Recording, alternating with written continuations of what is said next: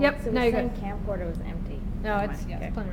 So it's a sprain to the ligaments on the bottom of the big toe. How does that happen? How would we separate out those ligaments? What would you have to do to your toe?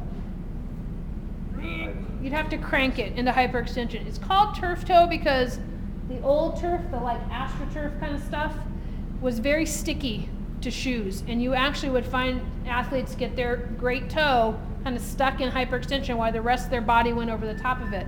And they'd end up tearing that all out. So typically it happens in sports on turf. It happens on, if you've ever played down at Walla Walla University, they've got a rubber basketball court. It's called tartan surface. It's a nasty surface for turf toe injuries. And I've seen bilateral turf toe injuries in gymnastics where they land very short, both legs or both feet, and can tear those. So it's an injury in which you land in hyperextension. So if all of our taping jobs are to recreate the structure that's damaged, what are we going to need to do in this case? We're going to have to tape them into flexion. Okay? It's a fairly simple tape job. It's a good practice your tearing tape job.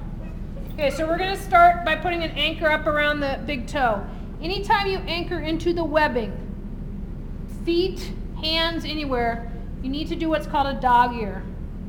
And that's to flip over a little section of tape. I use my bottom lip. You can do it with your finger. You want to fold over bottom layer tape. It helps keep from cutting into the webbing. And the dog ear goes in between the webbing, and the anchor goes just like that. Okay, so that's the first anchor. It's a big toe anchor. You gonna be okay if I tape directly to the skin? I tape both the turf toe and the arch directly to the skin because usually most people don't have too hairy of feet. This is a midfoot anchor. It's done in this 1.5 inch size. I did the first anchor in about a half of this, which would normally be about a 1 inch size. Okay, so 1 inch size around the big toe anchor, 1.5 inch around the midfoot. Super light. Okay, you're laying it down literally.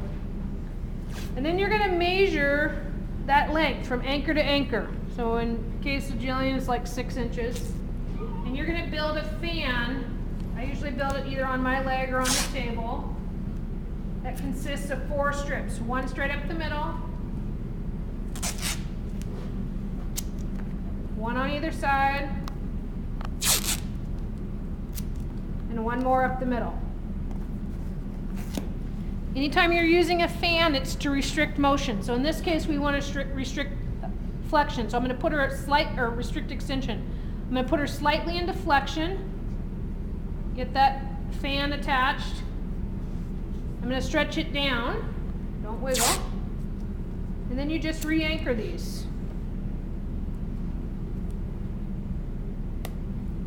Dog earing again as you go into that anchor around the webbing. And then re-anchoring at the midfoot. Put your other foot out here. Okay, so now we're going to just check for restriction of motion. Go ahead and hyperextend both or extend both toes. Okay, so it's doing what it's supposed to do. It's keeping this toe from getting yanked back. If she was in a sport where she had to have this toe into extension, if she was a sprinter, for instance, or someplace where you had to be in blocks and this foot had to be in hyperextension, she's probably not going to be able to do the sport, okay, because this is going to restrict her motion. So it's a balance. If she can run around, volleyball player, you could probably play with turf toe tape job. Sprinter, probably not, okay, because you're going to need that type of push off. Okay, so this is turf toe. Questions on this one? Pretty easy. Anchor, anchor, 4-strip fan, anchor, anchor. Okay, make sure you're restricting the motion when you go. All right.